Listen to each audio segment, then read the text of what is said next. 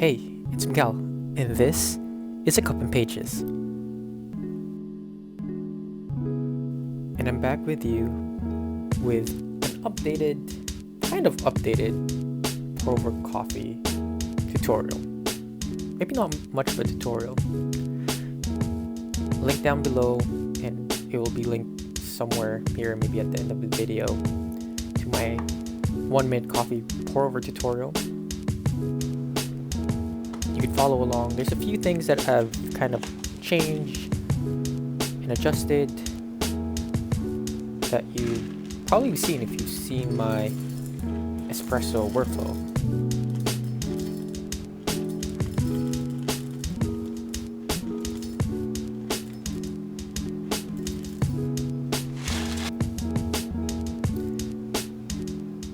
So I do spritz my beans now to reduce retention, similar to my espresso.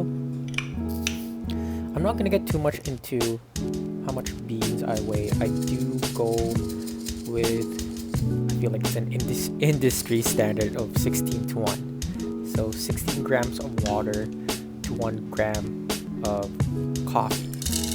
So however much coffee you want to brew, I would say just stick to that, and it's a pretty good day. In terms of grind size, I don't stick to my suggestion of the size of a table salt. I would say that's a good starting point, but I would even say tasting your coffee to your preference would be even better. So grind as fine as you can so that your coffee ends up being bitter, and use that as a starting point, and then grind coarser. Take a step back. You do have to be careful that if you grind too fine, the coffee that you may produce may actually end up being sour instead of bitter, because that can cause channeling in your coffee bed. Similar to when you grind too coarse and your coffee is being under extracted. So just be mindful of that. If you're grinding super fine and it's sour and not bitter, so take a step back. Grind coarser until it's not bitter anymore.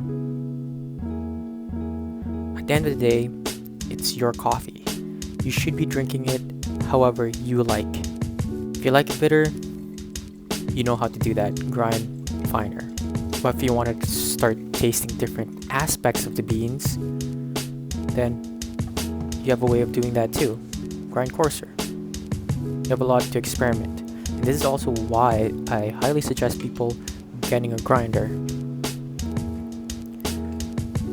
Changing this one variable allows you to change what you extract from the coffee beans. It's pretty amazing. So back to pour over. So as you've seen, I rinse the coffee filter. Make sure you dump that water before you start brewing your coffee. I've done that so many times. Try and avoid that.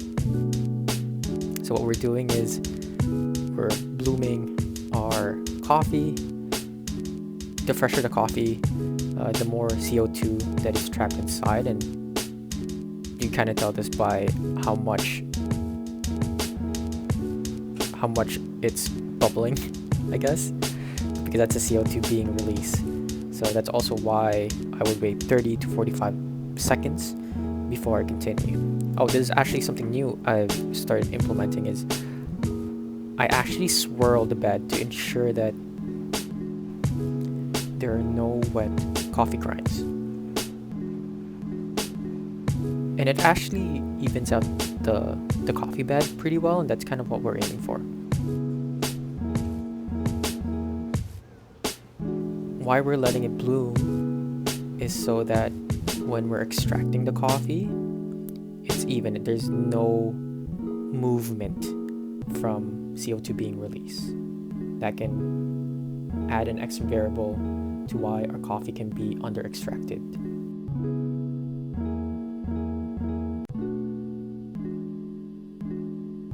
So after we pre-infuse our coffee with 40 grams of water, I continue adding the rest of the water.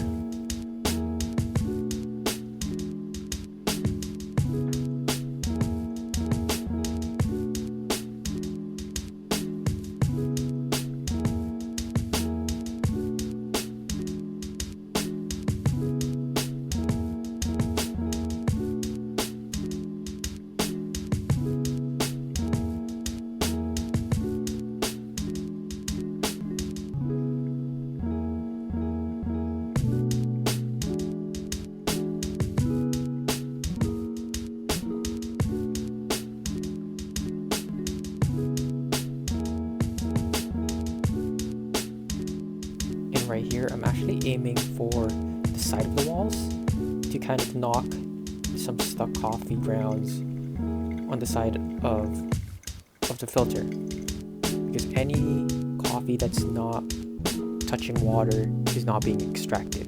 It also helps the rest of the coffee to lay flat on the coffee bed. So as you can see right now, as we're ending the brew cycle, the coffee bed is pretty flat. That's what we're kind of aiming for. It's a pretty good indication that the coffee is well extracted. There are no little holes for channeling, and that's basically it. You can swirl your coffee around to make sure it's well incorporated, and pour and serve. Thanks for making coffee with me. Like, comment, and subscribe. It's Miguel, and this is A Cup and Pages. God bless.